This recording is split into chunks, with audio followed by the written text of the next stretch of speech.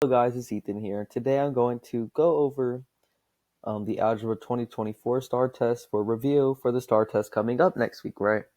So we're just reviewing for the STAAR test. This is part 3 of my series. We're doing questions 21 through 30 today.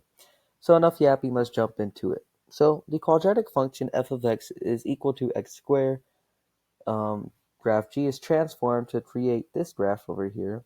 What is the equation for g? So first we have to type in our regular graph. Y is equal to x squared. First you have to realize what is graph G doing. So it is going 1, 2, 3. It's going to the left 3 and it's going down 2. So now you might be like, okay, how do I solve this? I don't really know. So most people would probably try to do this. They would probably do y is equal to, and they would probably just do like what? 2 of, or f x plus 3 minus 2. Now the thing about this is it doesn't really work. The reason why it doesn't work is because f does not work in Desmos. So all you have to do is you have to do this trick. Instead of having f, you remove the f and you turn the f into a square. And then you put it on the other side of the parentheses like this. In simpler forms, let me just draw this for y'all for one of the answer choices. So what I just did is, since f won't work, is you remove the f and then you turn it into the power of square or exponent, and you put it on the other side of the parentheses, right? So you're moving it right here. Sorry about the handwriting. But yeah, that's all you're doing. So this works. So this graph is moving to the left. So what we can tell is it can't be C or D because C and D are moving to the right, right? So therefore it can't be C and D. So we can strike these through. So it's either, I don't know. I don't know what happened. What did I do? Oh, yeah, okay, see what I did. Sorry, guys. So yeah, so now we have to see which one matches. So first of all, I should have done this first, honestly. Let's see what this graph is. It goes through -4 and -2 and has a vertex in -3, 2. What is this? This goes through -4.4 and -1.5. So this is not the answer. It can't be A like I did. So let's try adding the 2. So our f, we made it into a square. All we have to do is just add that 2. And let's see if that's the answer. -4, -2, -3, -2. Therefore, that's the answer because the vertex and the x's match up. So that's our answer. So it's that simple, guys. This one's like a harder question for most people. But all you have to remember is to do this. So if you have a question like this on the star, remove the f and turn it into a square. And put it on the other side of the parentheses. Sorry, I didn't make that more clear.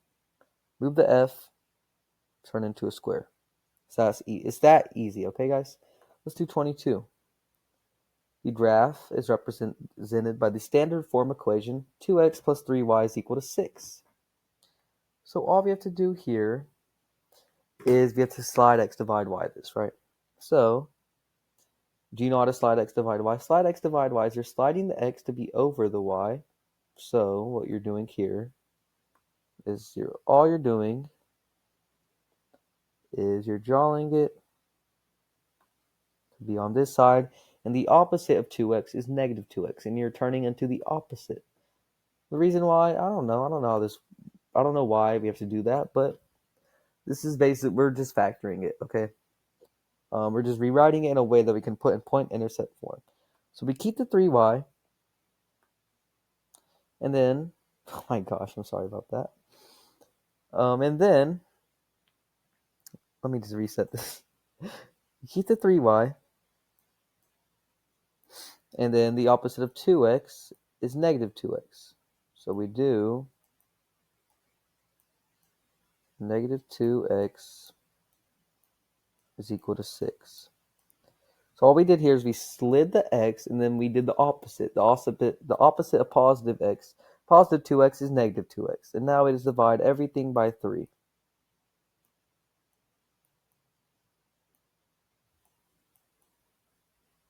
So now you should have something. 3 divided by 3 is just 1. And that just turns into y is equal to negative 2 over 3 x. And then 6 divided by 3 is 2 plus 2. So that's all we graph. So now, just do it like this. So you have 2, and then it's going down 2 over 3. So 1, 2, 1, 2, 3. I have to like remove this, but just remember. So all we have to do here is we go down 2, 1, 2, to the right 3. 1, 2, 3. And that's our answer. And then you could also just type into Desmos and see if it matches. But it should match. The y should be negative or 2, and then the x should be 3, right? It's that simple. And then your rate of change should just be negative 2, negative 3. You could also type these 2 points into a graph like this, and then it'll give you the same equation. So all you have to do is do 0, 2, and then 3, 0. This is how you check your work. Then all you have to do is y1 is equal to mx1, y1 equal to mx1 plus b. And then it gives you the same thing. Negative 0.6 is equivalent to negative, 2 over 3. So yeah, look at this. Oops. Oh my gosh, sorry guys. There it is. It's 3 over 5. But we have to simplify this. So simplify this. Negative 2 over 3. There we go. That's pretty simple so far. So our next question. A swimming pool can be rented for $110 per hour. So per hour is our x, right? Because it's the time in correspondence to the money being paid, right? The pool can be rented for either 1 or 2 hours. So your hours is your x and your money is your y. What are the domain and range of this function? It isn't all real numbers, and it isn't all integers are greater than or equal to 0. That's stupid. It has nothing to do with this equation. So let's just use some common sense here.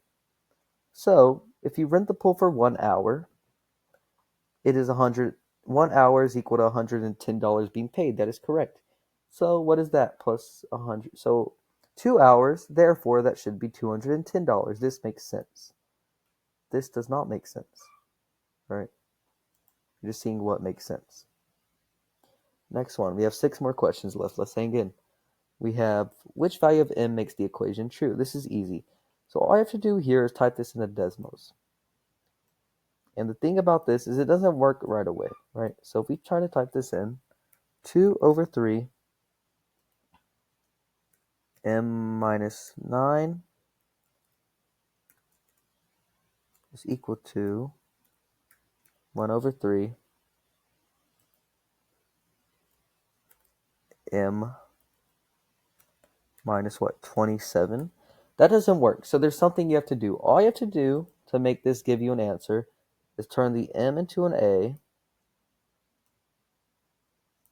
and turn this equal sign into a squiggly line. So look, this is all you do. M into a, like I said, that's step 1, and turn the equal sign into a squiggly line.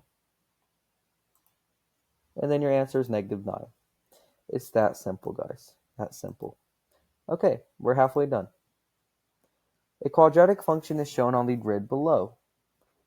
What is the minimum or maximum? So it's asking like what is correct about this function, right? The function has a blank value of blank. So we have to understand, is this parabola a minimum or a maximum?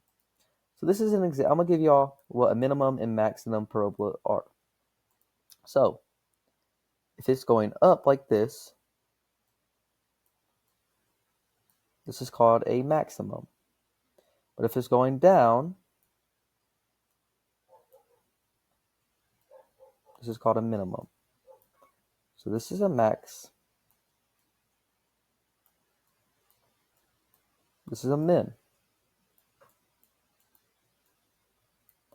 So if it's going downwards, it's a minimum. If it's going upwards, it's a maximum, right? So what is this one? Since it's going downwards, the function has to be in the minimum with the value of, so it's asking for the value. It's the value is -4, right? It's not asking for your x. So every time it's asking for a value of, it's a minimum of the value of -4. So you might be like, why is it -1? Well, the reason why is because if it's asking for a minimum, it's always the y, okay? Just remember that. Next question. Okay. We have hot dogs and bags of popcorns were sold at a concession stand. One family paid $8 for 2 hot dogs and 3 bags of popcorn. Another paid $16.5 for 5 hot dogs and 4 bags of popcorn. What system equation can be determined to find the price of hot dogs? This is so easy. So you have to turn this into standard form, right? So all you have to do, this is basically wanting you to turn it into a form where you could slide x divide y. But it's not asking for that. It's actually simpler. So this right here is your total, because this is your total amount of money. You paid $8 for 2 hot dogs and 3 bags of popcorn. So your hot dog, since it comes first, it's going to be your x. And then your popcorn, since it comes second, is your y. So it would be 2x plus 3y is equal to 8. So it is either, so it's B. Then we could just check our work with this one right here. Let me just reset. So our total is 16.5. And your hot dogs are first, so that's your x. Your bag of popcorns is second, so that's your y. 5x plus 4y is equal to 16.5. That is true. This was very simple. Okay, next question. An exponential function has these characteristics. Which graph best represents this function? So the y-intercept is 2. And it increases at a rate of 50%. So if the y-intercept is 2, it can't be because the y-intercept is 1. And it can't be b. And it's increasing, so the graph is going up. If you know anything about exponentials, if it increases, the graph go up. If it decreases, the graph goes down. So it is easily A. And you can also prove this. So if you want to turn it into like a regular decimal, you do 50 divided by 100, 0.5, and then you just add it plus 1. 1 plus 0.5. That's 1.5. So now let's just type the equation in. Y is equal to 2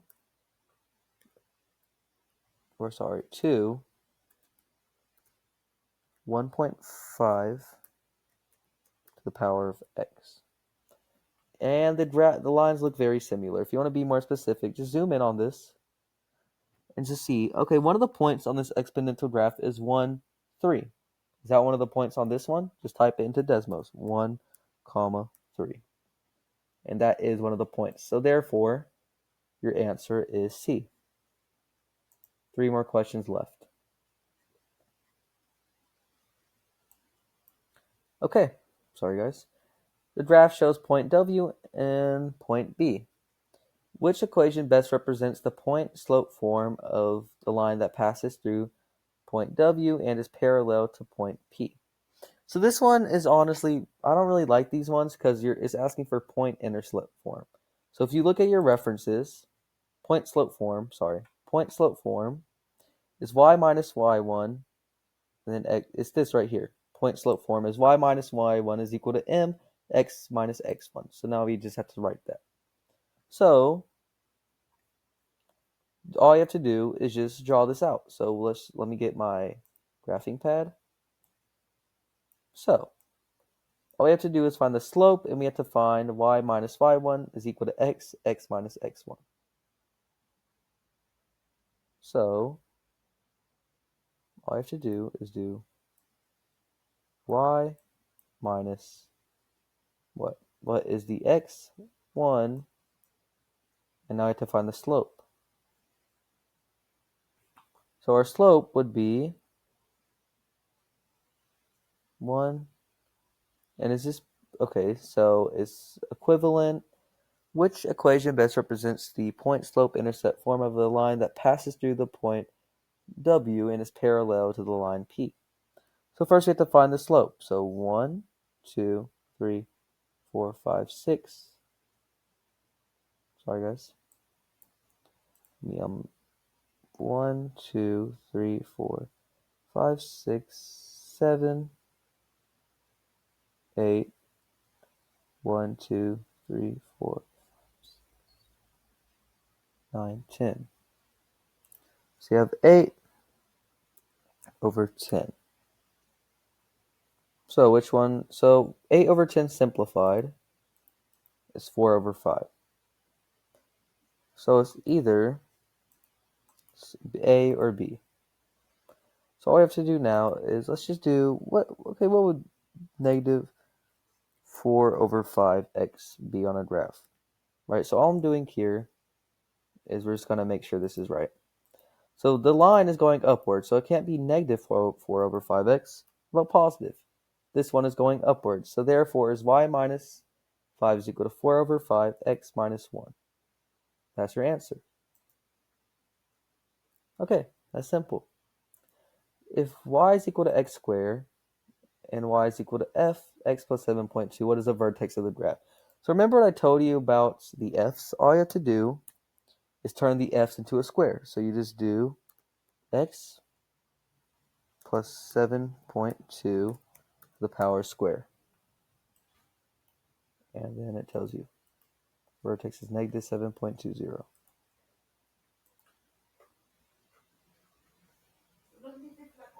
No, Grandma? Okay, sorry guys. The altitude of the airplane in the table is x in minutes. The altitude of the airplane, so it's asking for the rate of change. So all I have to do is, when reading this, just make it into a table, into Desmos. 1.5, 3.25, 6, 25, 500, 2250, and then 12,000. Okay, so now we just have to do y1 is equal to mx1 plus b. So we're looking at the rate of change, right? So the rate of change is your m, and it's negative 3,000. So if it's a negative, it is decreasing at a rate of 3,000 feet per minute. And we are done now. Thanks, guys, for listening. Have a good night, and I'll see y'all later. Bye-bye. I hope I explained it well. Have a good night. Tomorrow's Easter, or today's Easter, actually, by the time I'm recording this. So have a good one. See y'all later. All right, bye.